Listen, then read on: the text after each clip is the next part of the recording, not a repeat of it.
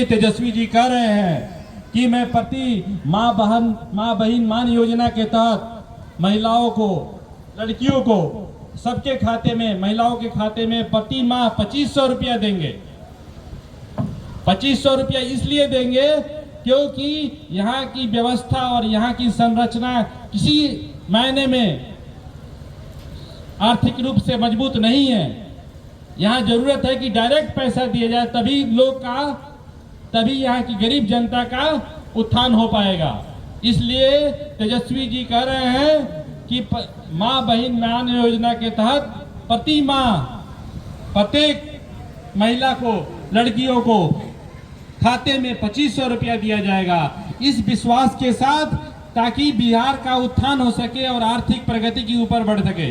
क्योंकि यहाँ पर रोजगार का व्यवस्था नहीं है, गरीबी एकदम बुरे स्तर पे है। तो इस तरह से हम लोग चाह रहे हैं कि राजद के सरकार, जो तेजस्वी जी चाह रहे हैं कि जो 15 साल पुराना जो ये सरकार है, जिसकी मुखिया भी खटारा हो गए हैं और सरकार भी एकदम भ्रष्टाचार से लिप्त हो गई है, इस स्थिति में वो चाहते हैं कि हम सबको डायरेक्ट बेनिफिट, डायरेक्ट आपको हेल्प करके हर एक महिला को 2500 रुपया हर एक महीना दें। तो हम उन लोग के समर्थक हैं, तेजस्वी जी के समर्थक हैं, और हम चाहेंगे कि आप लोग भी इन सब बातों पर गौर कीजिए। कौन आपके हित की बात कर रहा है, कौन आपकी आर्थिक स्थिति को मजबूत करने की बात कर रहा है। अभी बताइए, जितने बूढ़े लोग हैं 400 रुपया पेंशन मिल रहा है, ये किसी तरह से सम्मानजनक है? एक दिन का मजदूरी 400 रुपया है, एक दिन का मजदूरी 400 रुपया है, तो महीने भर का 400 रुपये में कैसे घर चलेगा? इसलिए राजद सरकार कह रही है, राजद का प्रस्तावना है, तेजस्वी जी की प्रस्तावना है कि हम लोग हर एक गरीब को और हर एक जो पेंशनधारी है, जो बूढ़े बुजुर्ग लोग हैं, उनको कम से कम 1500 रुपये प्रति माह देंगे। बताइए, 400 रुपया में भी 100 रुपया कट जाता है।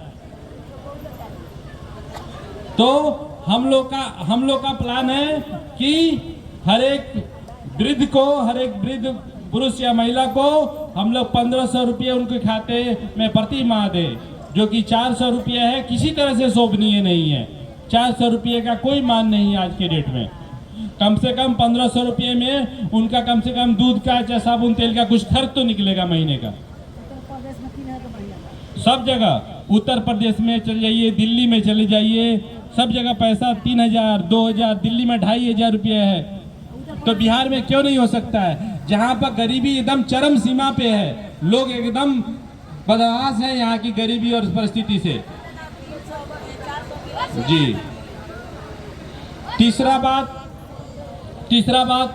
आप लोग महिलाएं हैं यहाँ पर, सब किसी के घर में गैस चूल्हा है, सब कोई लगभग आजकल गैस से काम कर रहा है ना। और गैस भराने में, एक बार गैस खाली हो जाता है तो कितना दिक्कत हो रहा है भराने में। एक गैस के सिलेंडर का दाम 1200 रुपया है आपका। एक गैस का सिलेंडर जब खाली हो जा रहा है तो किसी भी परिवार के लिए वो नया लाने में कितना कठिनाई हो रहा है। और सरकार शुरुआत में सब्सिडी दी, आज के डेट में वो भी गायब है।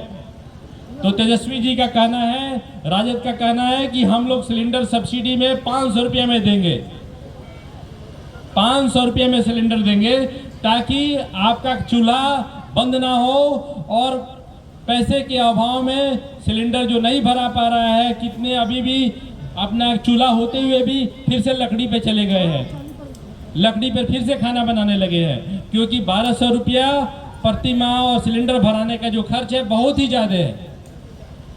तो इस पे हम लोग चाह रहे हैं कि सिलेंडर हम लोग 500 रुपये में उपलब्ध कराएं। और चौथा और सबसे महत्वपूर्ण है, जो आपके यहाँ बिजली का मीटर लगा हुआ है, आपके यहाँ कैसा मीटर लगा हुआ, प्रीपेड की पोस्टपेड? हाँ, प्रीपेड वाला है। पहले पैसा भराइए तब चलेगा। बताइए, जिस आदमी के पास, जिस बिहार के लोगों के पास पैसा नहीं है खाने का, रहने का और जीने के लिए, गैस भराने के लिए, उससे सरकार कह रही है कि पहले मेरे खाते में पैसा डाल दीजिए तब हम आपको बिजली देंगे। ये कहाँ का ये है? नहीं। तो तेजस्वी जी का प्रस्ताव है कि हम लोग 200 यूनिट बिजली देंगे और ये प्रीपेड की व्यवस्था खत्म करेंगे, क्योंकि सबके, आप धनी हो या गरीब हो, गरीब के पास तो पैसा नहीं है, धनी के पास भी ऐसा कोई जरूरी नहीं है कि हमेशा पैसा रहे। और बिजली का अधिकार सबको है। जिस तरह से रोड, हवा, पानी सबका है, उस तरह से बिजली भी सबका है। यहीं के संसाधनों से वो बिजली बना हुआ है, यहीं के कोयला निकाल के बिजली बना हुआ है, किसी का प्राइवेट प्रॉपर्टी से नहीं बना हुआ है। जो आप बिजली के कारखाना में जो कोयला से ही बिजली बन रही है ना, कोयला किसी का अपना बपौती थोड़ी है, हम सब किसी का है। यहाँ के हवा, जमीन पर सबका हक है।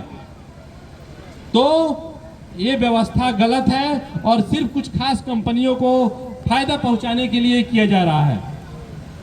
तो इस सब व्यवस्था को हम लोग को खत्म करना है। और जो युवा बेरोजगार लोग हैं, अभी हमारे बिहार से पलायन कितना ज्यादा है। सबके परिवार के बच्चे जैसे ही बड़े हो रहे हैं, पढ़ाई आधा अधूरा छोड़ के बोरा ढोने के लिए बाहर चले जा रहे हैं,